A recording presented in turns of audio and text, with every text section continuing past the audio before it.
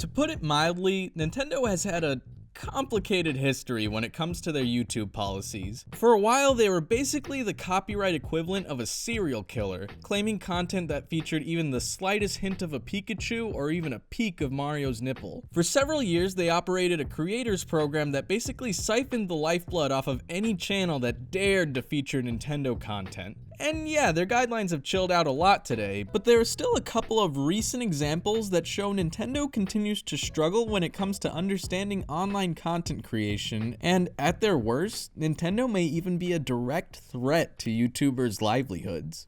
The early days of YouTube were a simpler time. Saying the earth was round wasn't a political statement, and copyright enforcement was virtually non-existent. At this point, the Angry Video Game Nerd was still the most popular gaming channel with a whopping 60,000 subscribers, which made him the 10th most subscribed channel of all time. Man, I really shouldn't have waited over 10 years to start posting videos. The Nerd and many other gaming channels were free to show off their Mario Bros. High scores and take concerningly loose dumps over Bugs Bunny, mostly without oversight. To most companies, YouTube was still fringe, a place for badly ripped SNL skits, chocolate rains, and lightsaber skills. But everything changed in late 2007 when YouTube introduced the Content ID system, a means to automatically flag videos if they contained copyrighted material. And YouTube, being the good guy who just wants to work nice with these large corporations, definitely came up with the idea all on their own, and it had nothing to do with the $1 billion lawsuit that they had just been hit with from Viacom. YouTube's Content ID system is basically a copyright holder's wet dream. It allows you to upload your copyrighted content into YouTube's database, essentially creating a digital fingerprint that the Content ID system then automatically runs against videos, looking to see if there are any matches. If there are, the copyright holder can either take the video down altogether or divert the ad revenue from the uploader to themselves. And as you can imagine, it all went smoothly with no issues. Ooh, someone f***ed up. Okay, yeah, the rollout was kind of a disaster. In particular, gaming channels were hit pretty hard. Even James Rolfe had his account briefly suspended after Game Trailers, the website that hosted his videos at the time, accidentally flagged a trailer for a recently released AVGN episode. As for Nintendo, well, this was basically the culmination of everything they ever wanted to protect their intellectual property. Remember, this is the same company that sees fan games as some kind of existential threat and sued Blockbuster because they photocopied instruction manuals to put in the games they rented out. Now, one thing that needs to be understood before we continue is this. Nintendo's overzealous copyright enforcement has never really been about the money. It's something even more nefarious. Brand consistency. Oh, I just threw up in my mouth a little. This is more or less exactly what it sounds like, essentially offering the same experience to the consumer by delivering a consistent voice, level of quality, and overall message. Despite the physical reaction in my stomach whenever I utter the words, brand consistency isn't inherently a bad thing. The whole reason the video game industry crashed in the early 80s was because of a lack of consistency and quality across the board. And Nintendo's initial success in the West can largely be attributed to how, aggressive they were about maintaining the quality over the NES's library. Satoru Iwata spoke about this more explicitly during a shareholders meeting in 2010, stating, "Some expressions are detrimental enough to diminish the dignity of our intellectual properties, and others destroy our intellectual properties' worldviews by connecting them with something not based in fact." So, for a company like Nintendo that deems a photocopy of an instruction manual as a lawsuit-worthy infringement on their copyright, you can imagine that a platform with a widespread, global reach where literally anyone can upload a video of them doing or saying anything while playing Nintendo games was a cause for concern. It wasn't long before Nintendo became notorious within the YouTube gaming community. As the Content ID system became more sophisticated and YouTube became a more popular place to consume media, Nintendo would enter the YouTube database in February of 2013 and basically executed the copyright equivalent to Order 66, spending years going on a mass copyright claiming spree where no YouTuber was safe, no matter how small or irrelevant they were. Oh wait, that's my video, goddamn. While Nintendo rarely full-on blocked videos, they did claim anything that even slightly featured their property. Now, you may be wondering, if the Content ID system existed since 2007, why did Nintendo wait till 2013 to use it? Well, it's basically because of this guy. YouTube had one of its most major algorithm changes at the end of 2012, focusing on user engagement and retention rather than straight up views as a means to target clickbait. Seriously, it was a big problem back then. And that's when the Let's Play format really took off, and Nintendo was not a fan. And to be fair, on the surface I kind of get it. A cursory glance at a Let's Play channel does seem like it serves as sort of a replacement for actually playing the game, but I think that does a disservice to the genre. Most people flock to Let's Players for the individual content creator's personality rather than the game they're playing. But that's not something I expect the out-of-touch boomers who run the business side of Nintendo to understand. After all, why would you want to watch someone else play a game? Oh, never mind, humankind has been doing that for our entire fucking existence. Only a few months after the great Nintendo copyright purge of 2013 began, notable Let's Player Zack Scott penned an open letter to Nintendo on his Facebook page, arguing for both the legitimacy of a Let's Play as a non-copyright infringing medium and stating that he would no longer feature Nintendo games on his channel. And Scott was far from the only Let's Player to share this sentiment. But you know what? We should take a look at this issue from both sides. After all, of course these Let's Players would be against Nintendo's copyright claims if they're losing out on money. What do the actual game developers think? Tyler Glaiel, the creator of the indie game Closure, had this to say about gaming companies claiming Let's Play content. It's legal but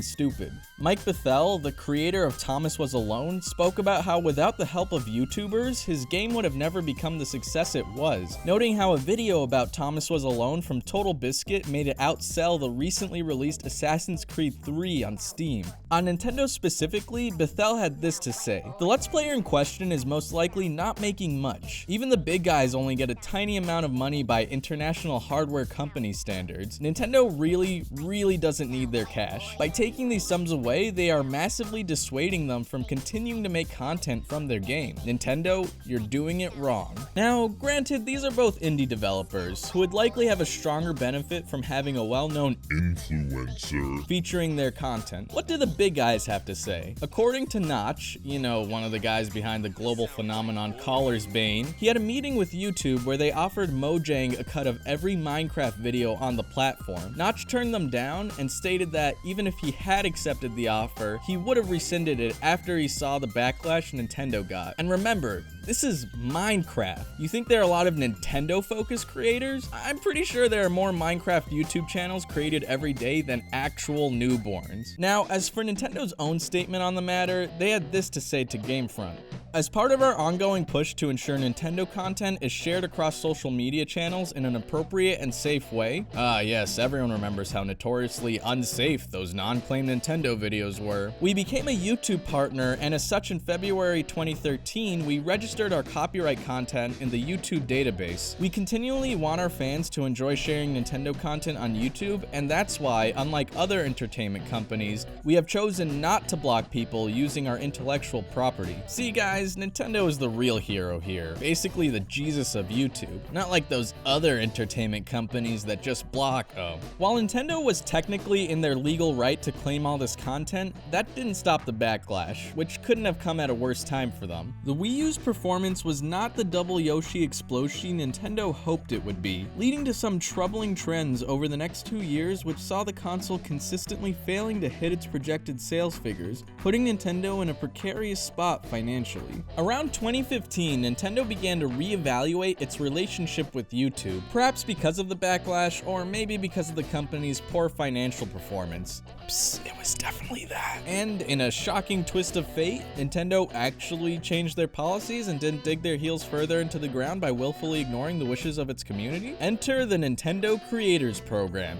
It just made everything worse. The Nintendo Creators Program was a means for Nintendo to basically have its cake and eat it too. The basic idea was that YouTubers would enter a partnership with Nintendo, sharing the revenue from their Nintendo-related content with the company instead of sending Reggie to shit on your couch because of your 3-part lore analysis on Dance Dance Revolution Mario Mix. Now, on the surface, some kind of revenue-sharing program didn't sound like a horrible idea. Well, I mean, it still sucks, but at least it was something. But as creators dug a little deeper, However, they found that the relationship was just a bit one-sided. The program allowed YouTubers to register either a single video for a 60-40 revenue split in the creator's favor, or register their entire channel for a 70-30 split. Meaning that if creators wanted to get that sweet extra 10%, Nintendo would get a cut out of every single video the content creator made, even if it had nothing to do with Pikmin's, Zelda's, or Solonging Gay Bowser. YouTube would pay Nintendo the ad revenue from the creator's video directly, and then Nintendo would write the creator a check after they take out their cut, functionally making Nintendo an even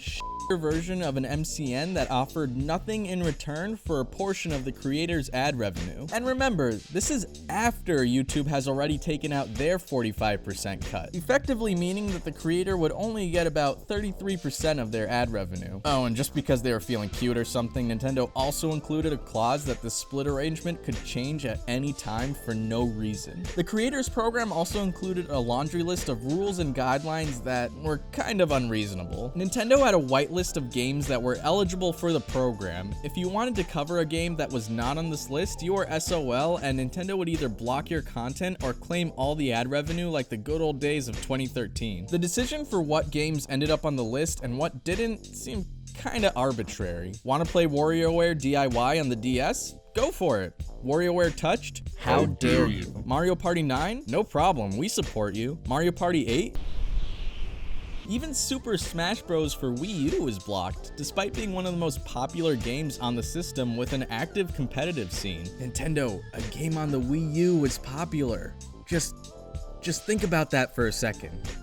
Don't block it. Nintendo also included this fun clause that basically gave them the right to do whatever the fuck they want with your content. You hereby grant Nintendo a perpetual, worldwide, non-exclusive, royalty-free, transferable license to use, reproduce, distribute, display, stream, publicly perform, publish, adapt, make available for transmission, and modify the videos for purposes of promoting, advertising, and marketing the Nintendo Creators Program and Nintendo hardware, software, products, and services. Oh geez, I'm out of breath. Basically, Nintendo was free to profit off your creation, but not the other way around. Guys, did no one see the issue here? Nintendo also included a code of conduct, which included rules like not being allowed to say anything bad about the Nintendo Creators Program, not being able to say Nintendo has endorsed you, not being able to say anything that harms Nintendo's image and brand, and quote, anything that might discover source codes or bypass or circumvent measures employed to prevent or limit access to any area. Remember this one, it's important for later. There was also provisions about how the program could be canceled at any time in case like a riot or some shit happens. No, seriously, that's given as a reason. And that if the program was canceled, you'd have to remove all the videos you made under the Nintendo Creators Program and wouldn't be able to make money off of them anymore. I'm sure I don't need to explain why this stuff was bad. The arbitrary whitelist, policing of content, and the vague rules are constraining enough themselves, not to mention the blatant conflict of interest that comes with Nintendo working directly with someone like a game reviewer, and the reviewer in question not being able to say anything that may harm Nintendo's brand or image, like,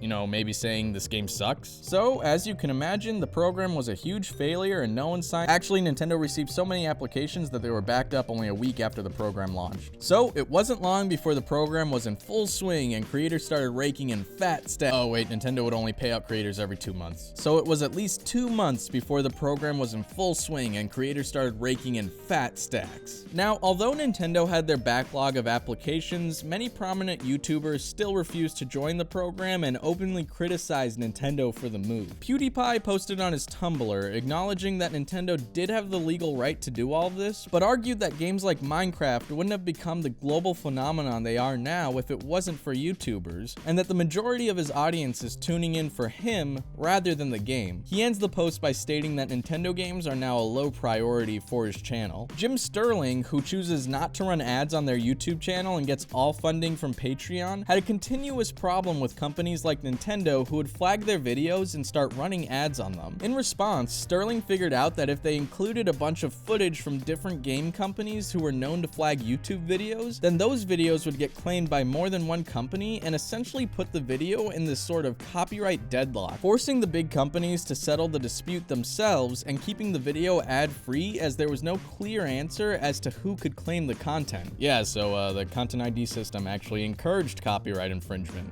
Whoops.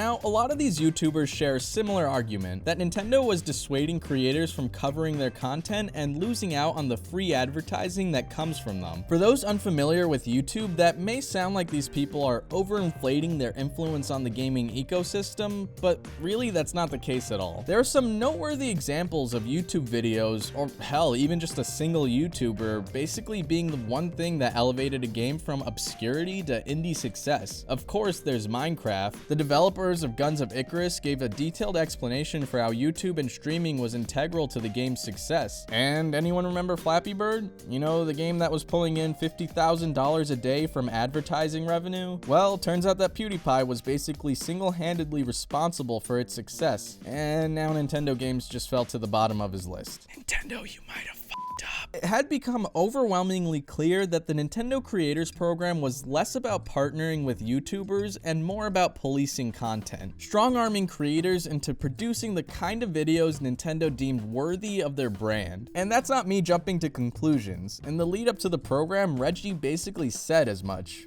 The first thing we needed to do was make sure that the content that's out there was representative of the franchises. Think of it as an affiliate program, where we will be encouraging that group of affiliates to create content on our behalf. Now, although the program continued to trug along into the Switch's lifetime, it never gained favor amongst YouTubers. People either begrudgingly joined the program or ceased to cover Nintendo games. Nintendo continued to flag content that came from people outside of the Creators Program, people continued to criticize them for it, and the world continued on. And then Nintendo unceremoniously ended the program at the end of 2018. Wait, what? Yeah, just like my attempts to lead a happy and fulfilling life, the Nintendo Creators Program just kind of ended. The announcement came from Nintendo of America's Twitter account, with the only real reason given was that Nintendo wanted to make it easier for content creators to make Nintendo content. So, good job, Nintendo? In the program's place, Nintendo now has a relatively simpler list of guidelines that grant content creators the ability to monetize Nintendo content, assuming they don't break Nintendo's rules. And they basically stuck to these rules to this day, and the overall atmosphere around creating Nintendo content has chilled out a lot. Well, almost. Two incidents, one of which only happened about a month before this video went up, show that Nintendo not only maintains their aggressive attitude towards certain types of content, but also highlights behavior that, in some ways, is worse than the stuff they were pulling back in 2013. First, there was some controversy over Boundary Break, a popular YouTube show in which she says, well, breaks boundaries, and explores parts of video games that our little consumer eyes were never meant to see. In the summer of 2020, a boundary break about Animal Crossing New Horizons was flagged by Nintendo and blocked, showing that while Nintendo isn't officially operating by the Creators Program guidelines anymore, they're still maybe inspired by them. The even more egregious example happened fairly recently, and it revolves around the channel UFD Tech. They had posted a video about installing Android on your Switch and got a community guideline strike. For those unaware, this is serious shit as far as YouTube goes. 3 community guideline strikes and your channel will get terminated. They appealed and YouTube actually rescinded the strike, stating that UFD Tech's video didn't break YouTube's community guidelines. However, that particular video kept getting hit by community guideline strikes over and over, which, considering YouTube had already given the video the clear, was strange. Eventually, UFD Tech received an email from YouTube's legal department confirming something they had suspected for a while. Nintendo was directly trying to get the video taken down by claiming UFD Tech violated YouTube's guidelines. Honestly, I don't have a joke or anything to try and lighten this situation. In my opinion, what Nintendo did to UFD Tech goes far beyond almost anything they've done in the past on YouTube. We're not just talking about siphoning a few bucks off a Let's Player or even blocking a single video.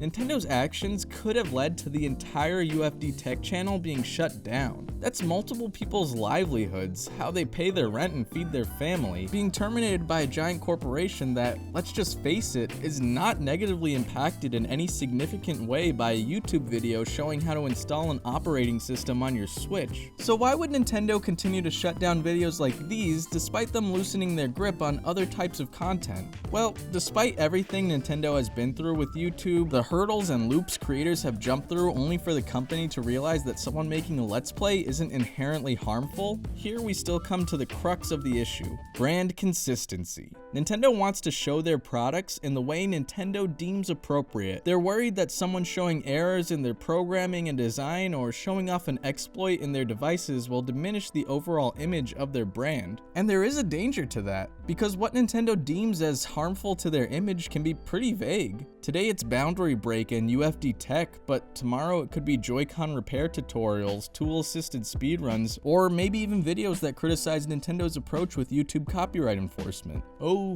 And look, Nintendo, I get it. A huge part of what made you successful back in the day was your strict control over your brand. These are your creations, and you want to present them in a certain way. I don't think that's inherently bad, but we're in a new age. This is the future, and I know it may seem scary, but I can promise you that showing a clip of an out-of-bounds Animal Crossing village or an Android operating system on the Switch isn't gonna harm your brand, but shutting down the people who show it will.